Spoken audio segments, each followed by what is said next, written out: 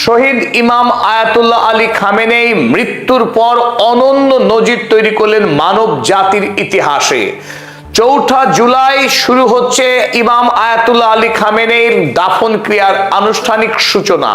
আর এই দিন পৃথিবীর ইতিহাসে প্রথমবারের মতো ৩.৫ কোটি মানুষ এই মহান বীরের জানাজাতে শরীক হতে যাচ্ছে।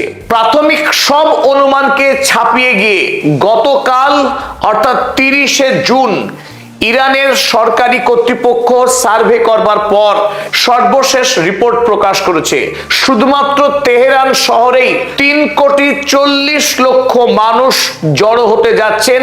পৃথিবীর ৯০টা দেশের রাষ্ট্রীয় প্রতিনিধিরা দলে দলে যোগ দিচ্ছেন শেষ সম্মাননা জানাতে এই শহীদ বীর আয়াতুল্লাহ আলী খামেনেই, যার ৪৭ বছরের বর্ণাঢ্য জীবনে মার্কিন আগ্রাসনের বিরুদ্ধে ইরানকে তথা মানব জাতির একটা বৃহত্তর অংশকে তিনি নেতৃত্ব দিয়েছেন। আপোষহীন মানসিকতায় ইরানকে গড়ে তুলেছে পৃথিবীর এক দুর্ভেদ্য দেশ হিসেবে। আর তার মৃত্যুর সাথেই ইরানে এলো সেই স্বর্ণালী জয়। আমেরিকা সাম্রাজ্যকে মুখোমুখি যুদ্ধে পরাস্ত করে ইসরায়েল রাষ্ট্রের শিরদাঁড়াকে ভেঙে দিয়ে গোটা পৃথিবীতে এখন ইরান জাতি রূপকথা সৃষ্টি করেছে। আর সেই রূপকথার নেপথ্যে আসল যিনি নায়ক তিনি হলেন ইমাম আয়াতুল্লাহ আলী খামেনেই।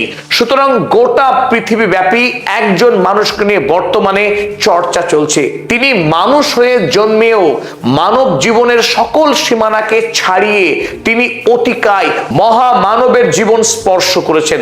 তার অটল আদর্শ, নির্ভীকতা এবং মৃত্যুকে হাসি মুখে বরণ করে নেওয়া, এইভাবে যখন সারা ইরানের মানুষের জন্য নিরাপত্তা দেওয়া যায়নি তখন ইমাম আয়াতুল্লাহ খামেনেই নিজে কোনো নিরাপদ জায়গায় আশ্রয় গ্রহণ করেননি। ৮৮ বছর বয়সেও তিনি আমেরিকার বিরুদ্ধে নেতৃত্ব দিয়ে গিয়েছেন এবং মৃত্যু অবশ্যম্ভাবী জেনেও তিনি কোনো নিরাপদ আশ্রয়ে যাননি এবং আমেরিকার বিরুদ্ধে সারা জীবন লড়াই করেছেন। ১৯৭৯ সালে পৃথিবীতে প্রথমবারের মতো ইসলামিক রিপাবলিক গড়ে তুলেছিল ইরান। আর সেই সরকারে আয়াতুল্লাহ রুহুল্লাহ খোমেনির যোগ্য সঙ্গী হিসাবে সঙ্গত দিয়েছিলেন তারই ছাত্র ইমাম আয়াতুল্লাহ খামেনেই। এবং ইমাম খোমেনির মৃত্যুর পর থেকে ৩৭ বছর ধরে একটু একটু করে ইরানকে গড়ে তুলেছিলেন আজকের এই দিনের জন্য। মার্কিন সাম্রাজ্যের সঙ্গে মুখোমুখি যুদ্ধে বিজয়ী হওয়ার সকল রসদ যিনি দিয়েছিলেন তিনি এই আয়াতুল্লাহ খামেনেই। সুতরাং গোটা পৃথিবীতে এই মুহূর্তে আয়াতুল্লাহ খামেনির দাফন ক্রিয়াকে ঘিরে সীমাহীন উৎসাহ, সীমাহীন উন্মাদনা, বাঁধ ভাঙা দুঃখ, শোক এবং গভীর শ্রদ্ধায় এখন পৃথিবীর বিরাট অংশের মানুষ সমবেত হতে যাচ্ছেন ৪ঠা জুলাই তেহরান শহরে। প্রত্যেকে একটাই জিনিস চাইছেন, শেষবারের মতো এই মহান নায়ককে শ্রদ্ধা নিবেদন করা, তার জানাজায় শরীক হওয়া। পৃথিবীতেই প্রথমবারের মতো কোনো একজন মুর্দার জানাজাতে ৩.৫ কোটি মানুষ একত্রিত হচ্ছেন। এক সর্বকালের বিস্ময় হয়ে থাকবে আগামী দিনের পৃথিবীতে।